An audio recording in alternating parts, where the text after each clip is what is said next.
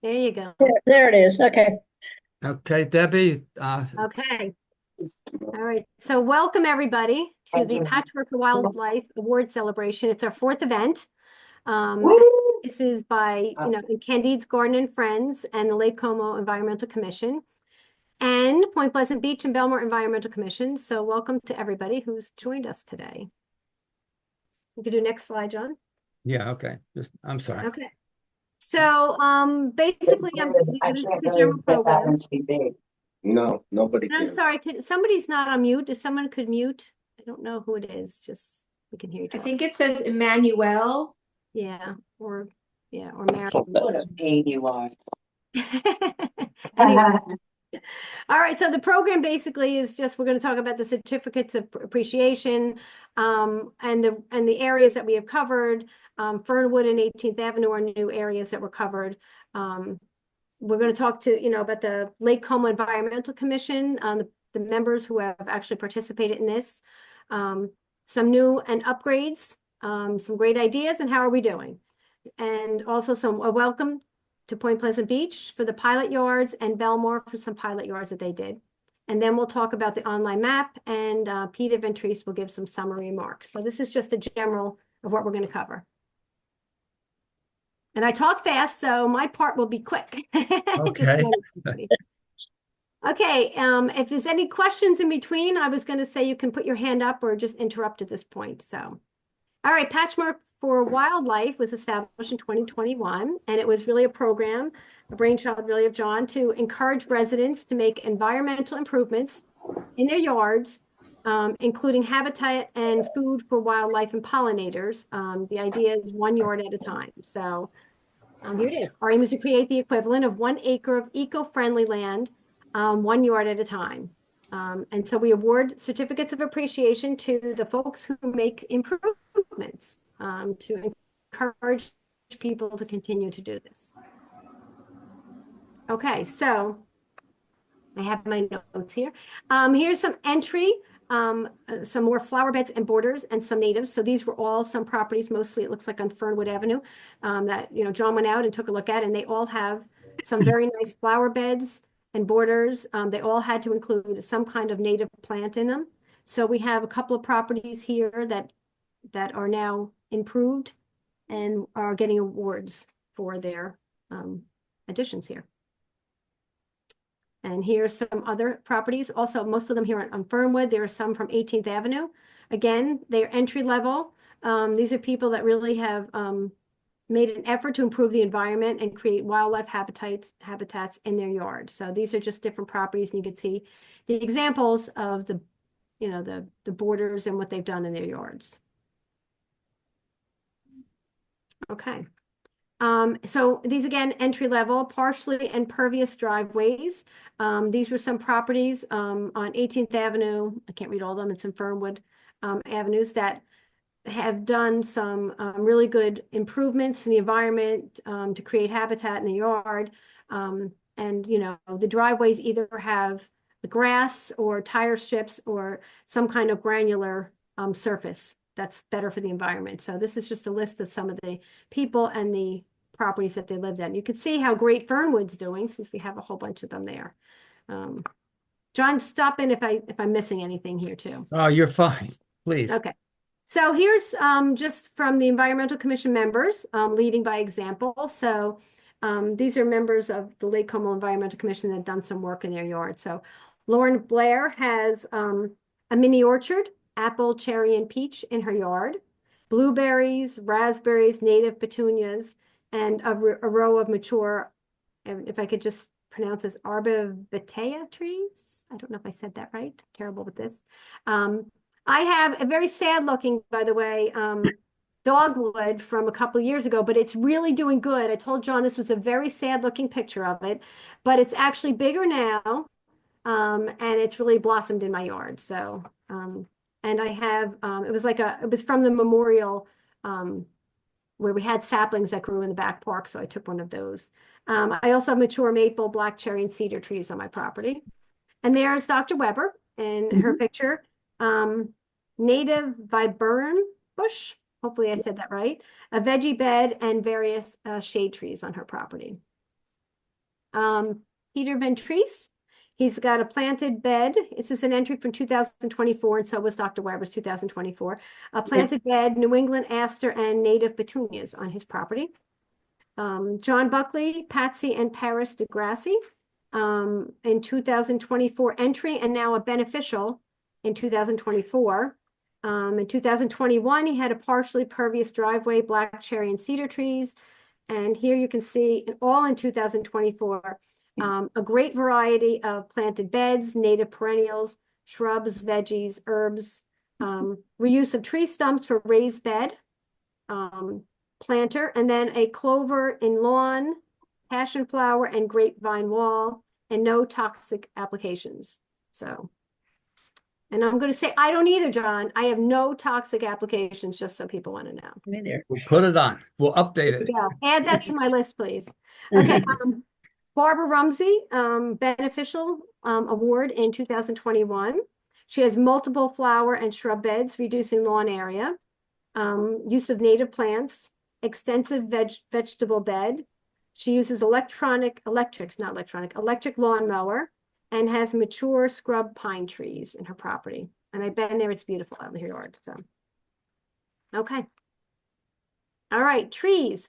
So this is just to talk a little bit about trees, which John knows is one of my favorite topics. We call trees, meadows in the sky. Basically, a shade tree provides an enormous amount of habitat and food for wildlife and pollinators. I don't know that answer. Sorry, I had to change of view, but the photos are large. I don't know if they're any larger than this. These are slides, so we might have to live with the small pictures. But John, you can send these slides out later, right? Just I'm gonna. Oh yeah, sure. Okay, We're so gonna you can- we'll publish the video as well. Okay. Yeah. Okay, so shade tree provides enormous amount of habitat and food for wildlife and pollinators. Much more area on the ground has an impact for the environment. So it's not just the trees, it's the area around the trees that makes a big difference. A tree's relationship to the ground is also important. In fall, having lived in the tree over the growing season, the various insects and other wildlife move to the ground. They overwinter. They go through life cycle changes, laying eggs, etc. In the spring, the wildlife returns to the tree by climbing or flying and begin to feed again. And in the spring, and then it says soft landing, important, native plants under the tree provide habitat and food during the winter. So even in the winter, that's a very important habitat. So we are really just showing the importance of a tree. It's more than just, we have a tree that's good for the environment. It's good in so many different ways. Okay. All right. So shade trees, 2024, keep our valuable resources. So there's a bunch of different trees on different properties, a lot on Fernwood here. And you can see we don't have a lot of area, but even the trees can fit in this smaller area, make a big difference, not only to the environment, but also it's good for a house. So you can see it in 1820. Fernwood is a big tree. 18th Avenue has some trees. North Boulevard has some nice trees. So, plant trees, I guess, is the message here. Okay. Well, Debbie, thank you. I think you nailed it That's on my it. part. I'm done. Any questions on that little part that I did? We'll have John answer them. Okay, thank you. Yeah. Well, the next bit really relates more to us, what we really have to do when the rubber hits the road, and we have to create our acre of new landscape, eco-friendly landscape, and so this is where we were beginning to see the Patchwork for Wildlife maturing. It's like if you're fishing and you're out in the ocean and you throw down a lot of bait all over. It's called chum. And hopefully you pull in some fish out of that. Well, a lot of these entry-level certificates we give that out to get people on the game board, to get them interested, and maybe they'll upgrade to something. They'll get the message and do something more because we have leaflets we give them and stuff like that. You see, and sometimes people will just come on and do something new. without having a certificate beforehand. So there's a couple of things there. And then the third thing that just blew me away was the ideas that are starting to come out. And I'd like to share these with you, and something about neighbors, which I'll come to. And then, how are we doing? We've been at it 4 years. What do we make a difference or not? Let's see. Well, here's some examples. On the left, this is a distinctive level yard, and it's a formal design. And for quite a while, they because it's a formal design, they would take stuff down in the fall, and that would kill any habitat for overwintering and so on. This year, they've left it, so that's fantastic. The one below actually upgraded an existing he moved in and he upgraded the existing bed with native plants. So that's fantastic. They had an entry level before now, and now they've improved it. Now these two on the right here have gone from entry level up to beneficial level. The first one both are very similar. The first one just had a few plants in the front, so they had an entry level thing. And then this year, boom, we let 1,000 flowers bloomed. And in the front here, I talked to the fellow here, Mr. Rob, and last year, and he said, thanks for the entry level. I'm going to add a lot more flowers. And look what he did. So this is showing, this is it. It's starting to happen.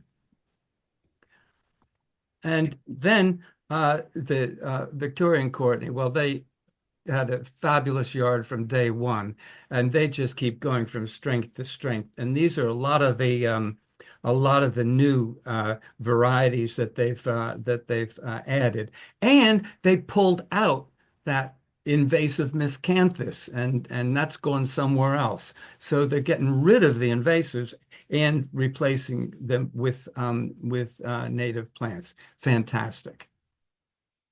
Now this one went from beneficial to distinction, and this is the one where I won't go through the old stuff, but this year they added more veggie beds, flower beds, a nest for bees. They put natives in the planting strip.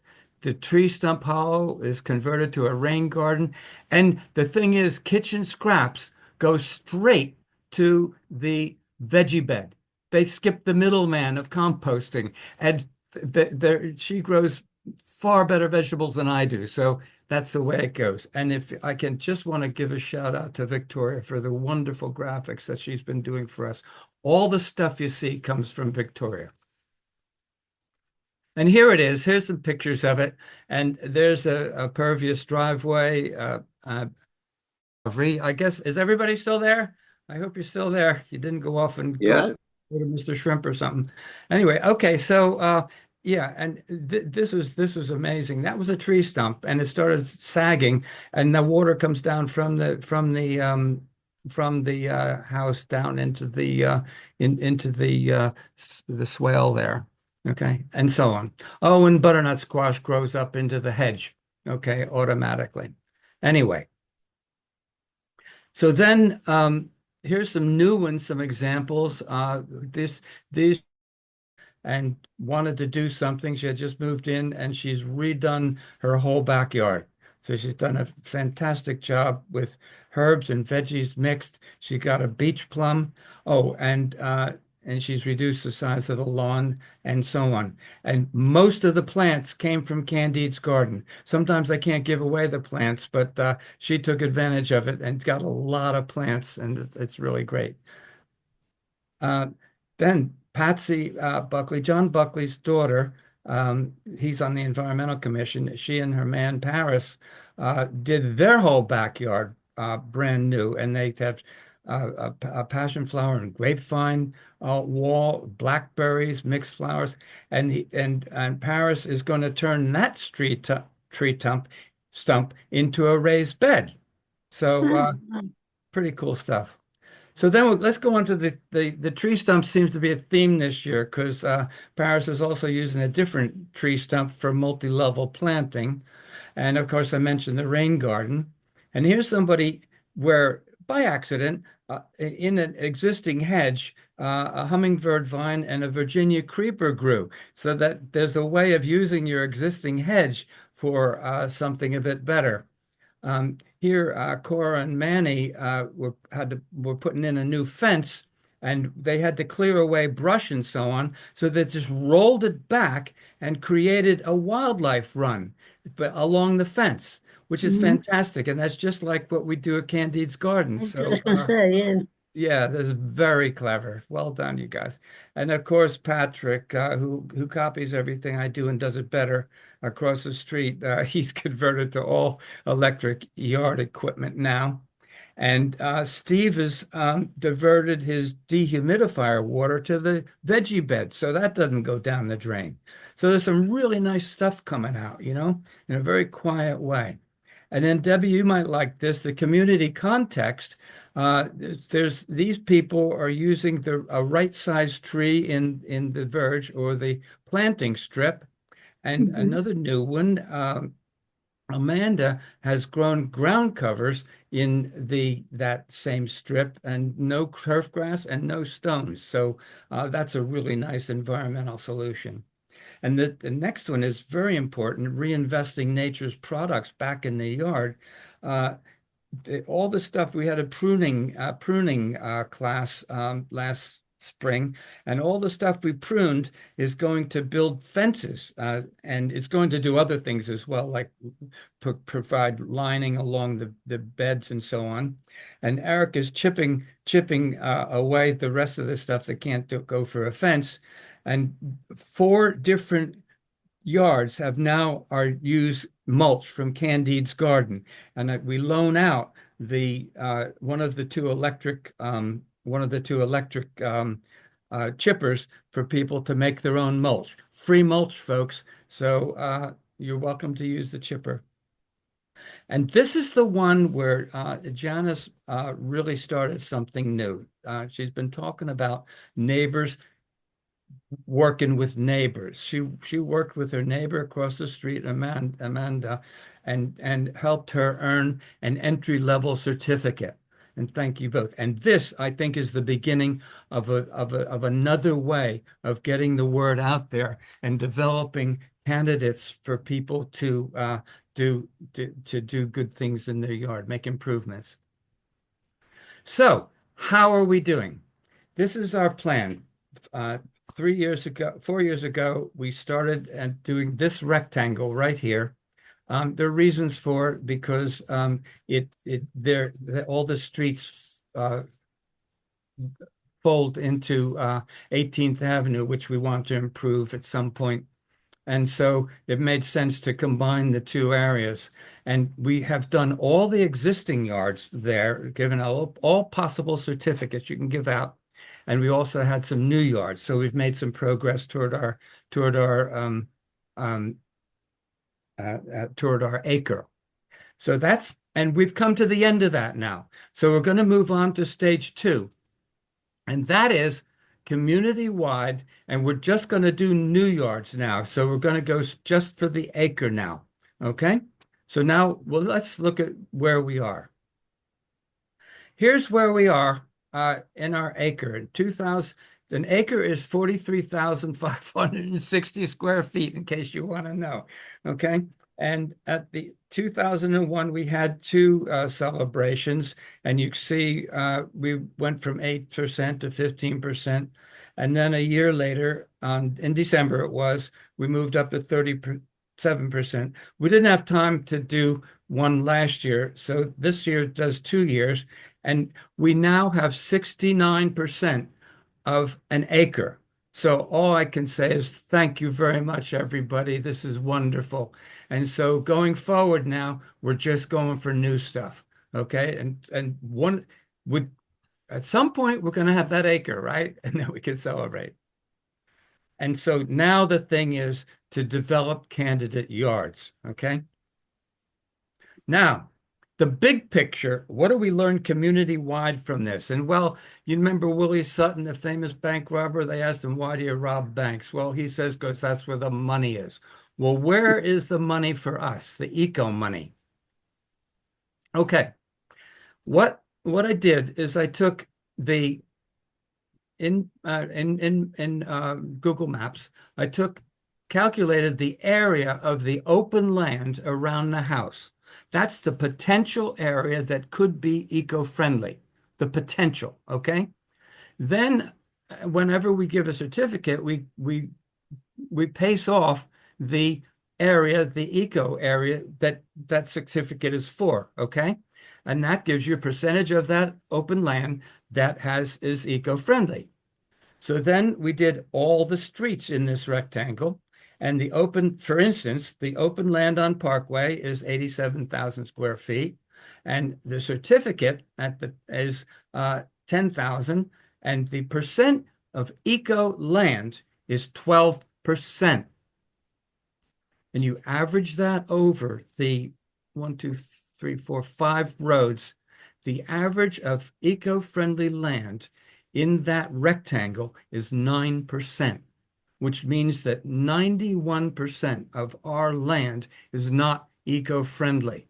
That's the magnitude of the challenge, and that should go to town leadership and whatever, because that's on one hand, it's pretty bad, and on the other hand, it's tremendous potential.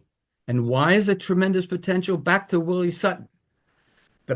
We did a calculation of the private land and the public open land, and the private open land is in Lake Como. It could be different in Seagirt and places like that, but in Lake Como, the private open land is 3 times as much area as public open land. There's where the opportunity lies, in private yards. Okay, so that's why we're doing the Patchwork for Wildlife fundamentally. So now, what we need to do in 2025 is to develop candidate yards. We encourage upgrades, people moving up from their existing certificate, to bring and new ones, of course, and bring in neighbors. We want to work on a policy on that, and to piggyback borough processes. For instance, if there's a tree planting program, you can give out certificates for people who plant trees. Okay, and that counts. We can deal with the planning applications, and people come in and they can talk to them and so on. And let me tell you one story, okay, that just happened yesterday. Okay, remember, Debbie, we went to the planning board and we talked to some people about doing some good things in their yards when they're going for variations or whatever you call it. Well, one of those people, we had a good conversation, and I'm not going to mention names, but this is what happened. This is the way this can go. And they were very interested, and so they gave when they did the demolition, they gave up a fig tree, and that's ended up in a church out in Allenwood, and they gave out some of the plants to the people around, and so on. Now, what happened is they were going to sell the house, so they didn't do much by way of the landscaping. It's fairly traditional.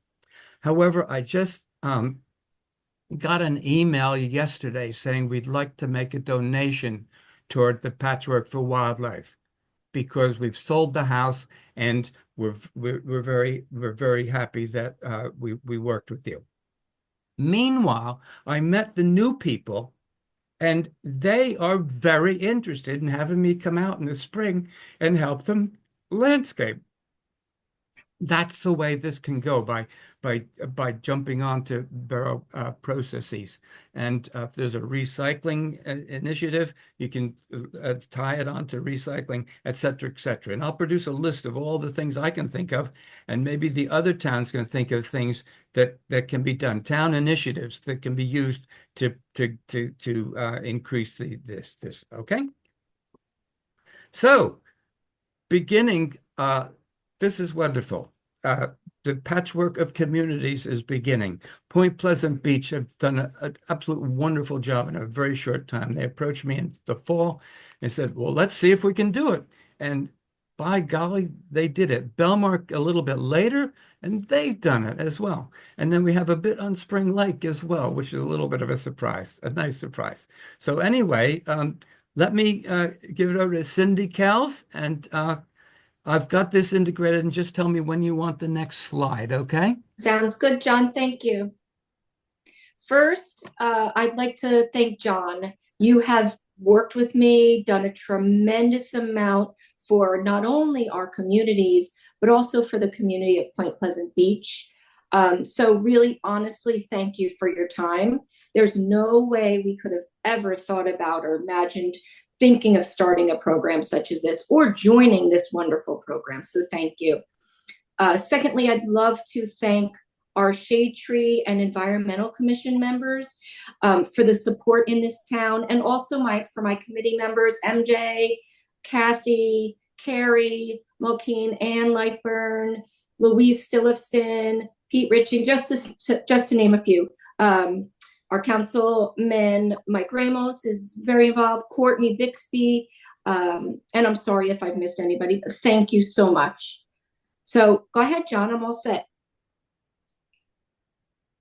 So in October, I met with John and met with other Shade Tree and Environmental Commission members to meet at 6 pilot yards in town. So our first yard, which is a foundational or entry-level yard, is the Gradell family, and they have a beautiful yard which consists of urban and vegetable gardens.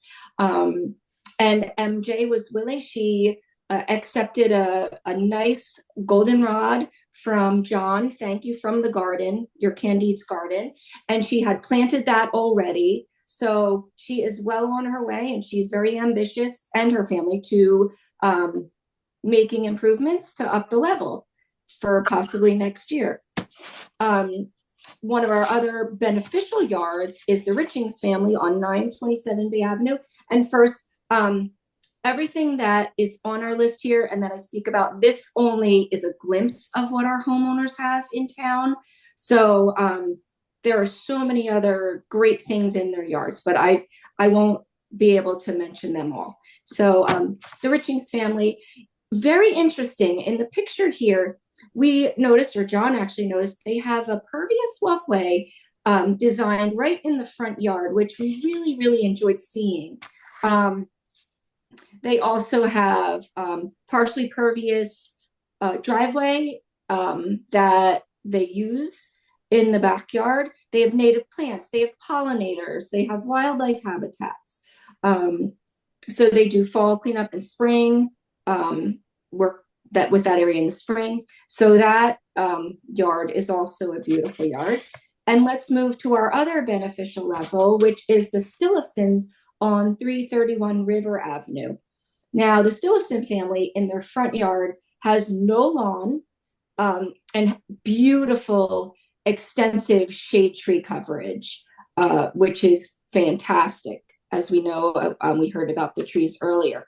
They have vegetable and herb gardens. They have a composting area, a wildlife habitat, a beautiful oak tree, which is approximately 3,600 feet. I didn't include the picture, but next time I will include more tree pictures. They have a pond area in their yard. So thank you, Stillifsons, for helping out with this, piloting the yards. John, I'm ready for the next one. I'm sorry. No, all set. So as we progressed in our yards, we realized these yards and awarded them with the distinctive level. First, we'll talk about the Mulkeens, which is 316 New Jersey Avenue. That's the bottom right picture. The Mulkeen family has garden and vegetable beds, extensive tree coverage in the backyard, wildlife habitats, as you can see in the picture. They have a natural pond in the back, fruit bushes, and a huge, large variety of native plants in that yard. The front also has vegetable gardens and other gardens with native plants and pollinators. And then the Lightburn family, which is the top left picture and the bottom left. Oh, I'm sorry. The Mulkeens also, the top right shows some of their tree coverage in the backyard. So let's move on to the Lightburn family. Again, you can see the extensive tree coverage in the backyard there. They have pervious walkways, pollinators, bee habitats, no mow lawn, an extensive variety of native plants. And most of the gardens, which I haven't mentioned yet, no toxic applications. And some of them are no mow lawn. So that's wonderful. And then, John, I'm ready to move on. And then one of our other distinctive level is the Niffen family on Central Avenue. And the Niffen family has a certified wildlife habitat, a rain barrel, fruit trees, pervious walkways, no lawn, bee habitats and houses. They reinvest products of nature. Also in the backyard, they have a vertical vegetable garden, which we'd love to see too. And the Niffen family has also, they will help us when they have extra goldenrod in their yard or pollinators. They're willing to help us hand over, like you did, John, some plants to possible entry-level participants. So, John, please correct me if I left anything out. We're so excited to be part of this Patchwork for Wildlife and Patchwork for Community program, and we cannot wait for the spring, which we will start April through October, awarding more yards. So we plan to push out a lot of information and a lot of press come January after the new year to introduce our program to our Point Pleasant Beach community. So thank you again, and we're so excited about the program. Wow. Well, how about that? I think that's fantastic. Well done. Thank you, Cindy. You were great. It's great fun to work with you. And you also, John. Thank you. You're off to a flying start, I have to say. Thank you. Oh, wait a minute. Okay, just a minute. No. Okay, here we go. Okay, Belmar. Okay, Krista. They've started a bit late, and they've gone very, very far in the time. So, and they've got a very interesting idea of what to focus on. So I won't say any more than that. You're all set, Krista? You there? Sure. Yeah. Thank you. Oh, yeah, another dynamic one here. Well, I just want to ask. So we have our head of the Environmental Commission on, Diane. So I thought maybe Diane, if she wanted to say a few words before I kind of jumped in, because we are kind of late to this, but we're really excited about incorporating this into our Environmental Commission's plan as one of our tactics that we take on, a few issues in addition to sustainable landscaping. But Diane, I'm sorry to put you on the spot. Did you want to say anything, Diane? I want to say thank you to John for welcoming us into the organization. We've been talking about coastal habitats for years on the Environmental Commission, and this is a really wonderful, welcoming, kind of positive approach to encouraging people to do more sustainable landscaping with their property. And we think it's going to help with the flyway. It's going to help with the ecosystem. It's going to help with the water. So we're very enthused about it. And I'm very grateful to you, John, for all the work that you've done to get this started. So thank you very much. Awesome. And, for sure, in addition to, the flood mitigation strategies, preventing scrubbing or having, drought tolerant yards, using, native plants to accomplish this. But we also kind of have like a secret angle that we want to work with that I think we're going to kind of use, forgive me, but it was like kind of a gateway drug into this whole proposal, which explains the yards that we examined. So we are fighting a Canada geese situation, particularly around our Silver Lake area. And one of the big draws for Canada geese are these really beautiful lush green lawns. Mhm. And the same people that have the lush green lawns also don't want the geese. So if we can use this method of more native landscaping, it obviously reduces the geese population. Now, our full intention is to expand this beyond the Silver Lake area to the whole town, but due to our short time frame, John was very kind and helped us go around the lake area and identify 6 entry level homes to start with. And in full disclosure, we have not tracked down these people. So it's a little surreptitious at this point, but we'll be official soon. Mm-hmm. Mm-hmm. Okay. So in our first round, we have 6 entry levels.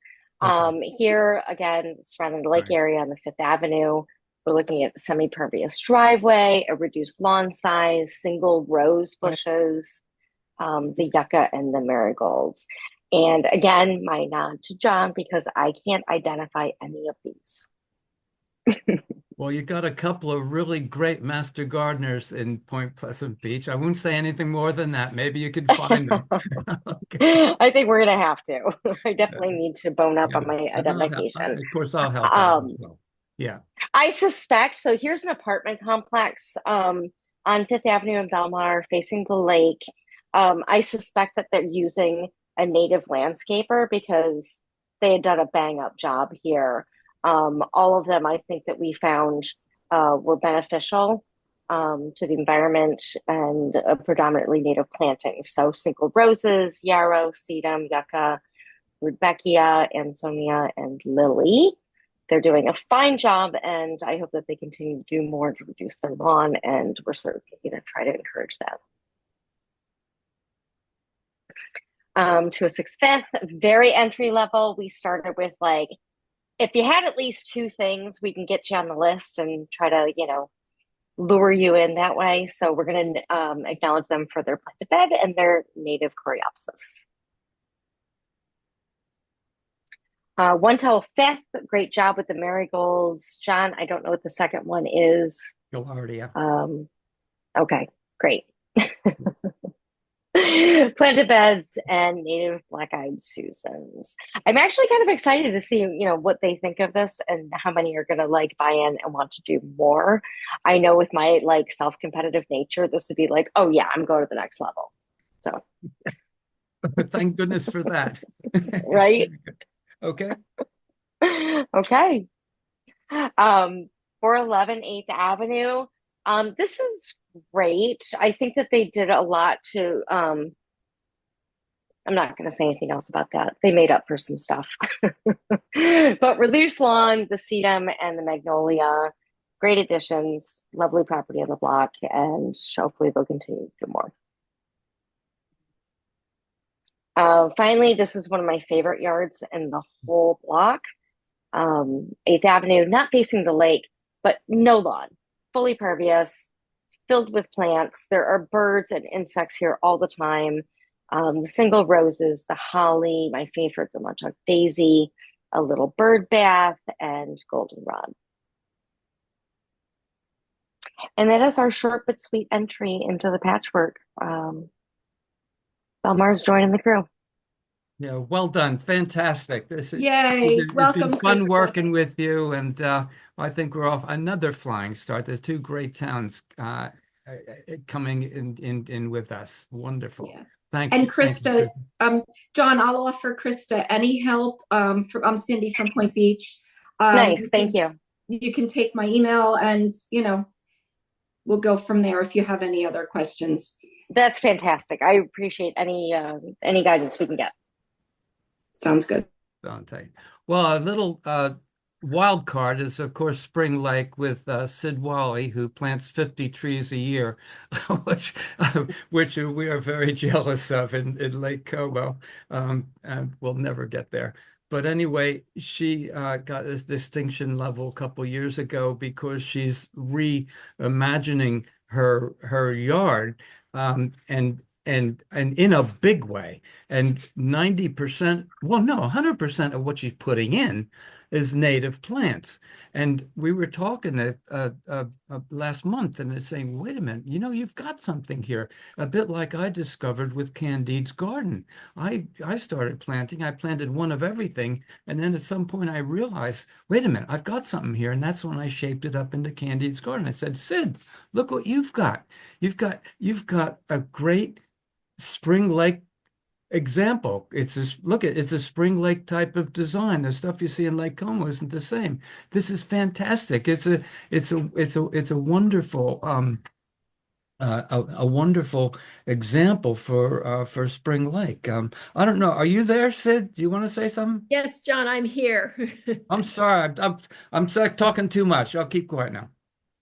Well, I wasn't planning on saying anything, but I do have to clarify, when John said I plant 50 trees a year, those are the public trees through the Shade Tree Committee that we have. It's not on my yard.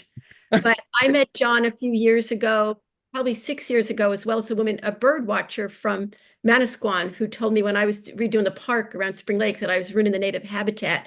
I had no idea what she was talking about. But that started my foray into learning about native plants. And I'm a total amateur, but I've cut down the grass in my yard by half. And I say that I have a manicured native garden. We'll see how it grows. And as I kind of trim things and make it look nice and let it fill in. But it's really been a lot of fun. And like everybody else, I can't thank John enough for coming over to my house and helping me understand what I've got, and helping me find nurseries around. I do have to say, a lot of environmental landscape design, or ELD, the landscapers that have the 4 gas-powered leaf blowers in our yards. I've been working with the top manager as well as my crew supervisor, who is a female botanist. And for the last 3 years, they have not used the gas-powered leaf blowers. They have not used leaf blowers on my yard. I'm leaving the leaves. They are doing minimal herbicides, and it's more for the grass. They're not doing anything on my beds. But they talked to her last week, and they are seriously looking as much as they can and working with different people who make these machines. They know that the wave of the future is going to be non-gas powered leaf blowers, and they're looking at different machines and testing things to try to figure out what they can do. But I think, like everybody else, if you talk to, some of you people do your own. I'm not a yard person, but I'm now transplanting and doing stuff. I do more of the planning, and then they help me plant. Just because I was too busy working to do like for pay, to do it myself. So they've been really good at helping me source plants, as well as John, and it's been a lot of fun. Wonderful. Thank you, Sid. That's a great perspective on all the stuff that's going on. Thank you. Can I say something, John, real quick? Please, yes. Thank you. I just wanted to say to Sid that we've been working with the American Green Zone Alliance. I don't know if the ELD is a part of that, AGZA. They have a Northeast representative, and they work with landscapers about exactly that, about switching over to battery-operated landscaping equipment. And we're trying to organize a spring workshop for the region where they can present it to homeowners. So we definitely want to invite everybody here if they're interested in coming out for something like that, to talk about sustainable landscaping practices and how to work with landscapers, just as you mentioned, and asking them as the homeowner to change their practices. There's also an organization called ATLNJ, Alternative to Landscaping New Jersey. They're lobbying in New Jersey to change the laws, and there's a bill being considered right now to ban gas-powered leaf blowers. So I just wanted to share that information with you since you're interested in it. Great, thank you. Wow. You're welcome. Thanks, John. You can see the potential of this when we all get together and start working on stuff. This could go really well. Anyway, now the patchwork map. Okay, if you go to candidesgarden.org, you can get to the map. All right. And so there's a couple of new things on the map which are quite significant. So let's hit it. And here we are, okay? And there's the drawing. I won't go through that. There's David We can't McCall. see that, John. I'm It's sorry. not showing up, John. What? It's Oh, not of course sharing. not. Just a second. I've got to do Alt Tab. Oh, wait a minute. Yeah, you probably Nope. have to share your whole screen, your whole No, desktop. I've got it. Just a second. Okay.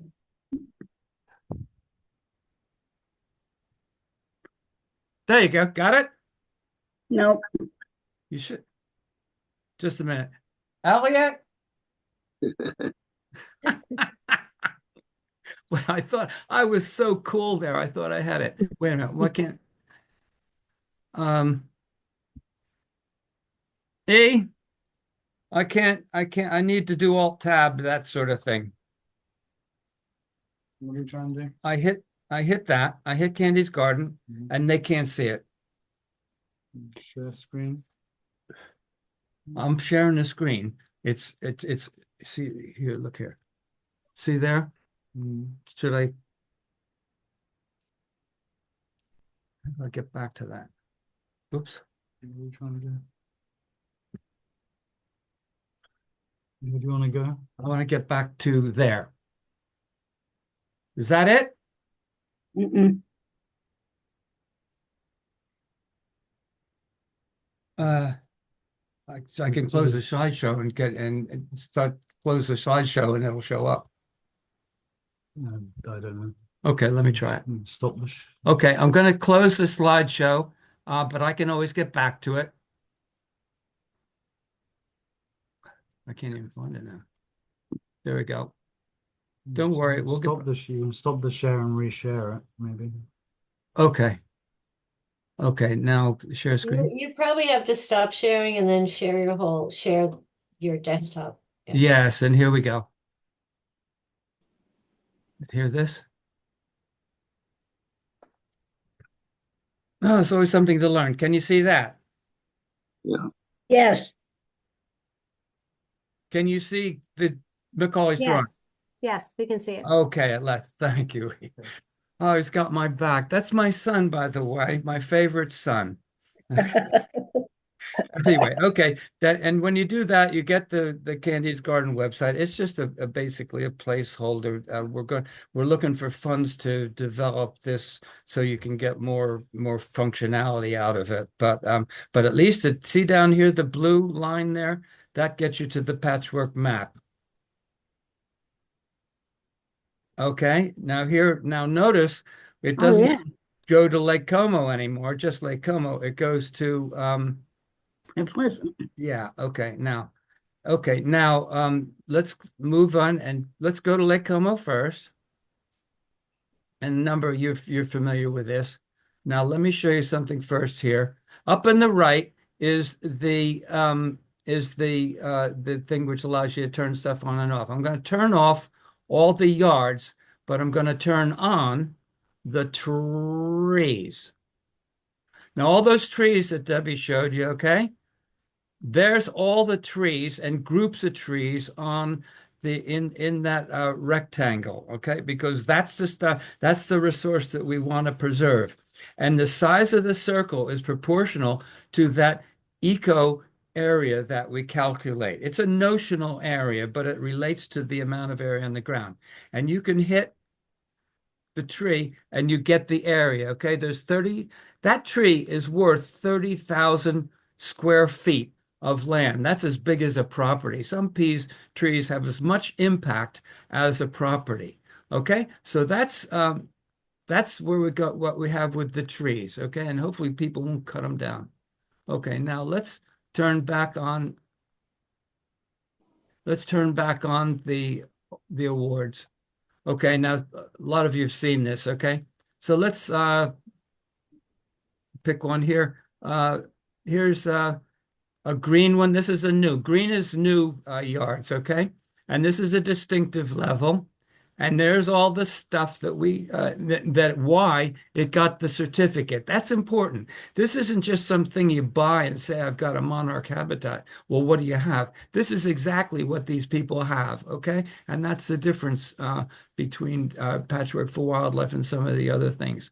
Down the bottom, here's the photo link, and here's the photos, okay? And they have an unpaved path. They have a moss, and where it's hard to mow, it is a no-mow lawn with moss there. They've reduced the size of the lawn. They have pervious patios. Oh, here we go. And they reused the gravel that they got from having to dig out to put in some utilities. And they reused it and made a soak away. They've got grapevine providing shade and grapes over a nice little patio and a vegetable garden and so on. And all sorts of native plants for pollinators. And here's a new bed this year, which is all natives, okay? Here's the mulch that came from Candide's garden. Isn't it great looking at a picture of mulch? My God, what can you say? Okay, and then here's all the stuff that you saw before, okay? You go back to the map, and let's do just an entry level, okay? Oh, no, it's beneficial. Let's find an entry level here. Entry level, planted beds, some natives, the pervious driveway. See, they've got a bed here and a pervious driveway, and they're on the game board, okay? They're on the way to maybe doing something a bit more, okay? So that's that, okay? Now, the other thing you can do, which will come in later, is now Professor Fouad has said you can actually just have new stuff. Do you see over there on the right with just the green? Now, those, you see the ones there, those greens are the ones which contribute to the acre. So you can see the pattern of what you're creating in creating the acre. All right, so let's go back to all. So you can go back out and you can begin to see the pattern, the patchwork community here, because we can go to Point Pleasant, okay, which is now on the map, and you can see their yards, okay, that Cindy was telling you about. And we'll just pick one just for fun. Okay, and this is one of the distinctive ones. Look at all the stuff they've done. You can click it, and there's their pictures, okay? And they can add more pictures to this as well, because it probably deserves more, you see. But there it is. It gets, Point Pleasant is now on the map. And then here's a green one. The one where is it here? There it is. Oh my God. Here's the green, meaning a new one, and this is where they got the goldenrod from Candide's garden, you see? And so on. And they use our signs as well. Okay, so anyway, that's the map. And I'll stop sharing this screen and then do the other screen. So I hope I don't lose you. Here we go. That's the map. Okay. I'm getting to learn how to do this. Okay, now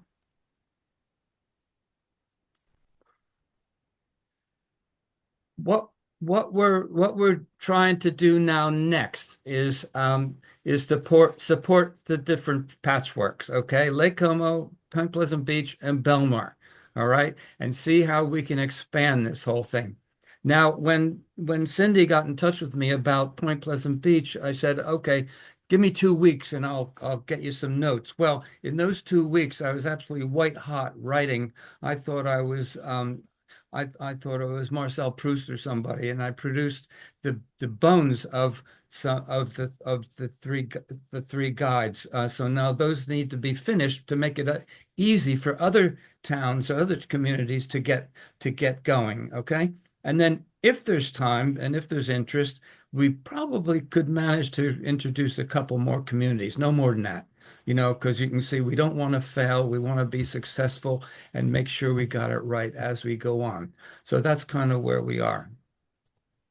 So that's it. And it's time to just say thank you to, there's a lot of people involved.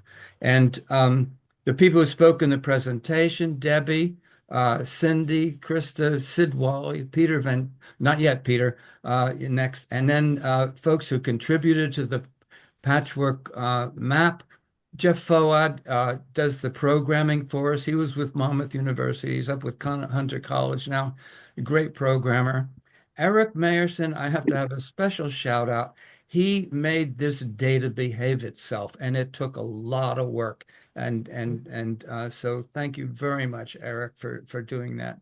And Barry Duane, one of our trustees, has been working on intellectual property so we can protect it so nobody goes off and copyrights it and then stops everybody else from using it. We're protecting it in order to make sure it's available, and he's been looking for funds for us to carry on with this. So thank you, Barry. And for the sparkling graphics, Victoria, thank you, Victoria. And these people delivered over 40 certificates of appreciation on Fernwood and 18th Avenue. Marion and Reed, a young lad, and Patsy Buckley and her man Paris and Carissa Alter. Thank you, all of you. And the residents who are doing this, and of course the volunteers, most important, the volunteers and environmental commission members who are helping along the way. So that's everything that's behind this thing, you see. So I can't say enough about this. Thank you very much. Well, Peter, you're there, right? Yes, I am. Can you hear me? Good. Okay.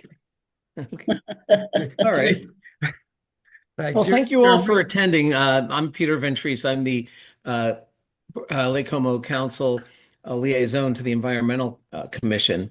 And on behalf of the mayor and my fellow council members, thank you to the Lake Como Environmental Commission and the extraordinary work of John Gibbons, who put this presentation together and who has also been most instrumental in starting the Patchwork for Wildlife and keeping it going and making this program really what it is today. This is our 4th year doing this, and I'm proud to say that I actually received an entry-level certificate this year with native plants from Candide's Gardens. Thanks, John, for that. And I offer a special welcome to our neighbors in Point Pleasant Beach and in Belmar who have joined us in this really important environmental endeavor. I believe that we are the only towns in the state that have a program like this. And, you know, we're 3 kind of small communities, but the more towns we could get, the better, because this benefits everyone. You know, as John always says, we hope to grow even more and expand this whole eco-friendly program 1 yard at a time. So thanks again. It's great seeing everyone. Right. Anyway, Debbie, you have anything you want to say? Yeah, no, I was just gonna, again, echo what John said and just, you know, what Peter said about you, John, and just what a good program this is. And it's an exciting program, and we're really glad that other towns are interested in it. So just thank everybody who was involved in it. Really appreciate the help. Well, anyway, yeah, and thanks to all of you for coming. Can I mention one thing? When you start looking at this, we start becoming getting at some point, I don't know when, we'll start to have purchasing power. Okay. And I know the Native Plant Society is looking for you know, to produce. They went to Barlow's and Barlow's had a native plant day. Oh, woohoo! I mean, fantastic, you know. But I mean, there's an opportunity acting in concert in actually providing the purchasing side of this. And we're looking forward to some point finding a way to look at the other side where we're looking at where we get the native plants from and stuff like that. So that's in the future. I'm not going to say anything more, but there's some really cool stuff that might happen that we should see. Okay, so anyway, that's a bit cryptic, but anyway, something will hopefully in the spring we'll see something happen. So anyway, thank you very much. Is anybody else have anything they want to add, say, whatever? Thanks, John. I know this was a lot of work to put together, so it's okay. You'll get the tech. You'll get it. Okay, thank you. Okay, thank you very much. I guess that's it. So we'll say goodbye then, huh? Oh, I just Thank want you, to say, John. Thank you, John. I just want to say, Thank you. I just Yeah, want to say cheers. before you leave how wonderful you are. Everybody is doing such a great job. I'm really very, very impressed. Thank you so much. We need people like you. We Aw, definitely do. And you, Irene, you're a star with the Master Gardeners as well. Well, you're very sweet to say that. I'm just a regular member, honestly. Right, Ocean County, yes, right. Well, And Monmouth. yes, that's Yeah. right. Yeah, so thank you very much, everybody. Everybody's yard was so impressive, and you can tell they're really trying very hard. And that says a lot about you, John, that you are encouraging with enthusiasm all these people to do the right thing and to have a wonderful garden that is so beneficial in so many different ways. Thank you. Well, thank you. Thank you, everyone. I think we thank you very much. that it? Thank you. Yeah, Good cheers. then. night. Bye. Thank you. Good night. Bye. Okay.